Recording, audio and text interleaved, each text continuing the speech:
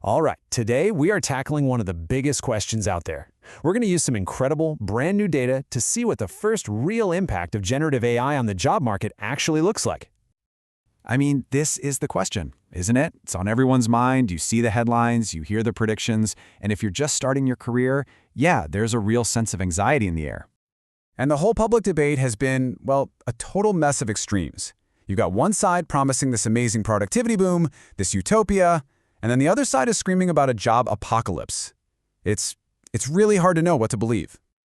But now, finally, we have something that can actually cut through all that noise.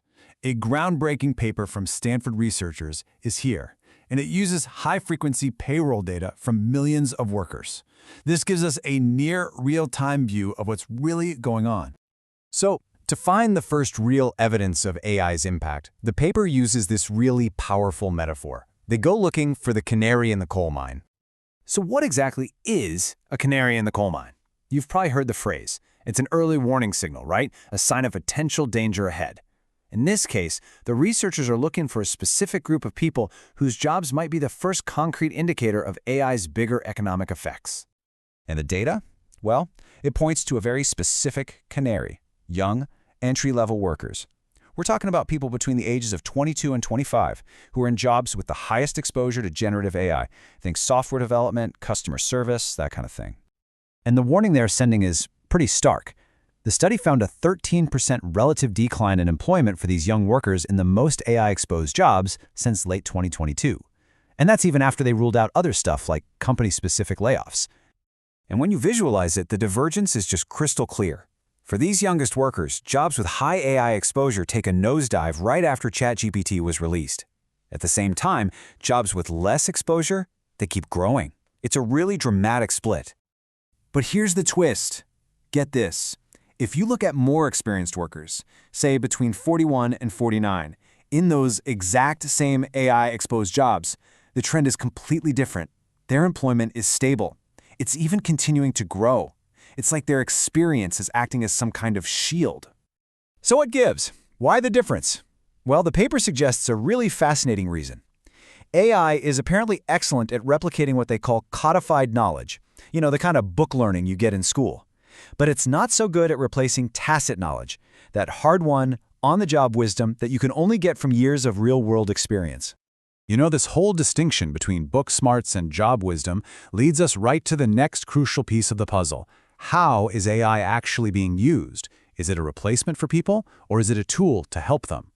The study makes a really critical distinction here. First, you have automation. That's when AI just directly replaces a human task. Think, hey AI, format this document for me. Then you have augmentation. That's when AI acts more like a collaborative tool that enhances what a person can do. Think, hey AI, help me brainstorm some ideas for this project. See the difference? And this table gives us a great look at what that means in the real world. You can see how roles like software development or accounting have tasks that are more easily automated. Now compare that to roles like being a nurse or a manager, where AI is more likely to be a supportive tool for really complex, human-centered work. So here it is, the crucial point. The negative job effects for young workers are heavily concentrated in those roles where AI is automating tasks. But in the jobs where AI is mostly augmenting human work, we just don't see that same decline. In fact, some of them are still growing. Okay, so this brings up another big question. How exactly is the job market adjusting to all this pressure? Is it hitting hiring, or is it hitting people's paychecks? So we know the impact on job numbers for young, exposed workers is clearly negative, right? The hiring pipeline in these fields is definitely shrinking for them compared to everybody else. But then we see something really unexpected. When you look at the compensation for the people who do have these jobs, the picture completely changes. Pay growth is remarkably similar across all levels of AI exposure. The negative effect on paychecks just isn't there. So what does this tell us? It means the labor market isn't adjusting through pay cuts. Instead, it's all happening at the hiring margin. Companies are pulling back on entry-level positions. They're implementing hiring freezes, but they're not reducing salaries for the people they already have. Okay, but how sure can we be that this signal is legit? Could something else be causing all this? Well, the researchers were extremely thorough. I mean, they really put this theory through the ringer. They checked everything. Could it just be the tech slump? Nope. What about remote work? The effect is still there. In fact, it holds true even when you compare young and old workers inside the exact same company. This finding is remarkably robust. In the timing, it's undeniable. Before late 2022, you see no clear pattern here. Then, bam, November 2022, ChatGPT is released to the world. And almost immediately these trend lines start to split apart, and that gap just gets wider and wider. The authors themselves sum it up perfectly. They state that their findings provide the first large-scale evidence that the AI revolution is having a, and I'm quoting here, significant and disproportionate impact on people just starting their careers.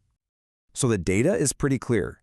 The canaries in the coal mine are singing, and they are sending a powerful, powerful warning about how the landscape for entry-level work is changing. And that leaves us with the critical question: what happens next?